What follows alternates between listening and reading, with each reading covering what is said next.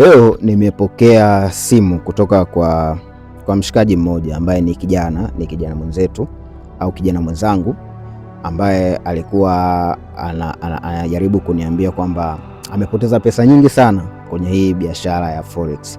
Yaani amechoma pesa nyingi sana, dola 1000, 2000, 800, hizi 400, dola 100, amechoma pesa nyingi sana. Na mpaka ikafika kipindi, yani licha ya kujifunza au kulipia training kwa mentors tofauti, still bado akawa anaendelea kuchoma. Sasa kitu kikubwa ambacho nimekiona kwake yeye ni kwamba watu wengi wanapokuwa wanaingia kwenye hii biashara wanakuwa hawaujui au hawaufahamu ukweli, na kama wanaufahamu basi wanaupuuzia, kwamba mtu anaingia kwenye hii biashara kwa mentality ambayo kwamba hataki kupata hasara. Yani hataki kupata hasara kabisa. Yani ikitokea tu amepata hasara siku moja au mara moja au mara mbili, unakuta tayari anaanza kujiona kwamba yeye hajui au yeye hawezi. Na hii inawatokea traders wengi sana ambao ni beginners kwenye hii biashara, kiasi kwamba inawapelekea wanapoteza pesa nyingi sokoni, na vile wanapoteza pesa nyingi kutafuta mentorship kwa watu tofauti.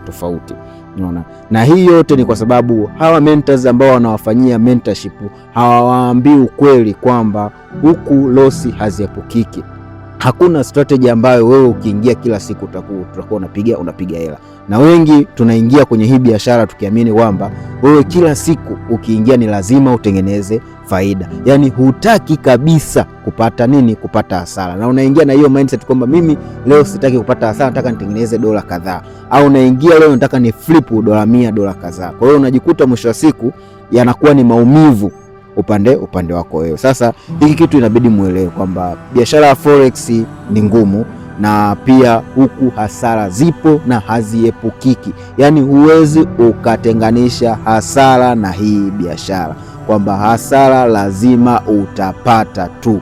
Yani utake usitake, hasara lazima utapata tu kwenye hii biashara. Kwa hiyo inabidi uelewe hicho kitu, kwamba huku hasara zipo.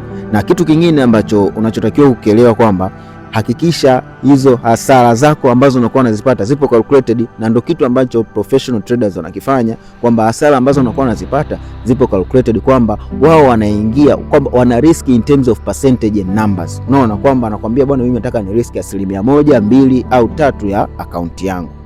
Na risk management sio kuweka stop loss tu peke yake. Unaweza ukaweka stop loss lakini still bado ukawa hujui risk management, kwa sababu kuna mwanafunzi wangu mmoja ambaye yupo kwenye group la Signal, nilituma Signal ya Euro USD siku kama 2-3 hivi zilizopita.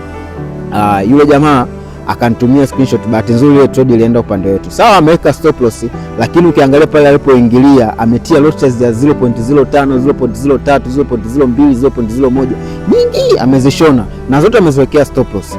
Nikamuuliza, kwenye hiyo trade yako umeriski asilimia ngapi? Hajui. Unaona? Lakini nakwambia risk management. Sasa risk management mzee, umezishona position kama hivyo, wakati ukipoteza zikienda kuhit stop loss unajikuta umepoteza asilimia 80, 50, 60 au 40 ya account balance yako, alafu wewe unasema ni risk management. Kuweka stop loss sio risk management. Unaona, risk management inakuja kwenye terms of percentage, kwamba how much you are going to risk according to your capital. Unaona, how much percentage ndio kitu ambacho kinatakiwa. Sasa wengi hawakijui hicho kitu. Mtu anaingia na mentality kwamba lazima nipate hela na hii trade nina high probability trade, na afu na wengine pia wanaakilia kwamba ni high probability trade, kwa hiyo anafanyaje? Anajilipua. Trade haijamove kidogo, ameongeza, japokuwa anazoekea stop loss. Kwa mwisho wa siku ile trade ikimkataa inaenda kuhit stop loss, inaondoka na pesa nyingi sana, na ikishaondoka na pesa nyingi sana tayari anakuwa ameshachanganyikiwa na anakuwa amepagawa, haelewi afanyeje, afanye kitu gani. Kwa hiyo ndio kitu ambacho kinatokea hicho kwa sisi traders wengi. Kwa hiyo ni lazima ujue ni asilimia ngapi ya mtaji wako unafanyaje, una risk. Tuache tabia ya kuweka position nyingi kwenye order moja, kwenye pair moja. Hizo mara nyingi usione hiyo screenshot za mitandaoni ambazo zinakuwa zinatokea, watu wanaposti screenshot ya labda kabai gold kadumbukiza position nyingi, nasoma profit kubwa. Ile sio risk management, that is poor risk management. Na ikitokea ile trade ingemkataa, basi ile account yake alikuwa anafanyaje, anachoma. Ila kama unataka grow account yako professional, basi unatakiwa ukalculate kwanza risk, how much you are going to risk in terms of percentage, then ukalculate kwenye money, afu baada hapo ndio ujue lot size kiasi gani unaingia kufanyaje ku risk. Afu kitu kingine ambacho pia wengine wanakosea ni kwamba wana mtindo wa kusema kwamba tuna high probability setup. Hakunaga high probability setup kwenye trading. Ukiingia na hiyo mentality ya high probability setup, automatically you are going to lose. Kwa sababu gani? Kwa sababu trading is a probability, ni game of probability. Unaona, kwa kama ni game of probability, huwezi ukasema hii ni high probability setup, kwa sababu sometimes inaweza hiyo high probability setup inaweza ikawa ndio nini, ndio bad setup ambayo ikakupelekea wewe kufanya kupoteza pesa yako. Sasa watu wengine hizo high probability setup ndio wanazi treat as if kwamba hawa trade tena, kwamba mtu kwenye high probability setup yake anajilipua.